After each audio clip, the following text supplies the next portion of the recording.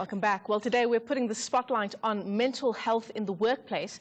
Studies show that it leads to decreased productivity, but do South African companies prioritize mental health of their employees? Let's find out now from Thabang Rapuleng, who is from Cliff Decker Hofmeyer and joins us in studio. Thabang, thanks very much for coming in. Morning, thank you. So, I mean, we read about it often, and I think perhaps if we have friends or family who have experienced this, you've heard about people losing their jobs, being stigmatized at work, but employees are actually protected when it comes to legislation, isn't it? Yes, from the legislative framework, there is protection against discrimination or unfair dismissals on grounds of mental illness or any illness for that matter. So from the legislative framework perspective, there is protection.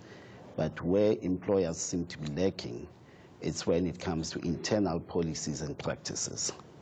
And I mean, of course, employers on the one hand are worried about productivity. They're worried about their bottom line. They're worried about sick days and employees calling in sick sort of twice or three times per week. What is the responsibility for employers when it comes to the mental health of their people, particularly in some industries? Well, I will say the main one is to make sure that there is programs in place to assist employees, and that employees are aware of those programs and they know how to access them. But at the same time, to create an enabling environment within the workplace where people don't feel that if I was to come out and say I've got mental health issues, I'll be stigmatized and so on and discriminated.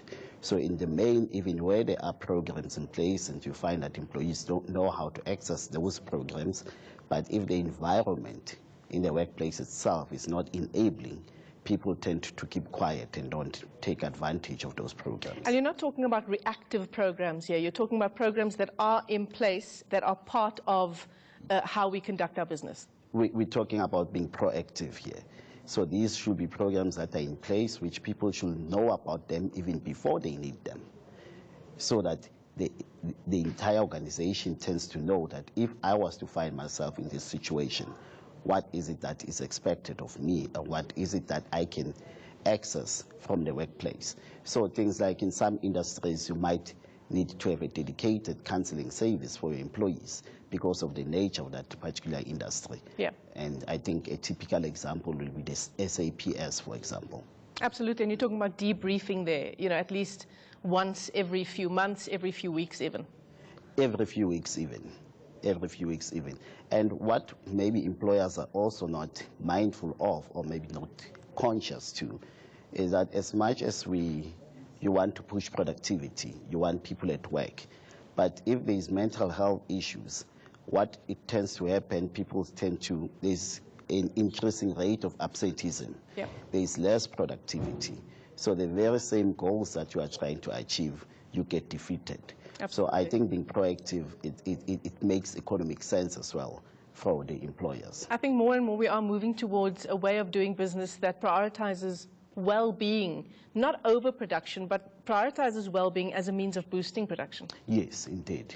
Indeed. And I think, I will say with big corporates in South Africa, we are moving towards that direction, but I'm not confident that it's something that is common within the workplace sector in South Africa, more especially in medium to small enterprises. You hardly come across such initiatives. Yes, in big banks, in big corporates, you do come across such initiatives and such languages. But it's things that should be constantly be driven. The message should be constantly be driven.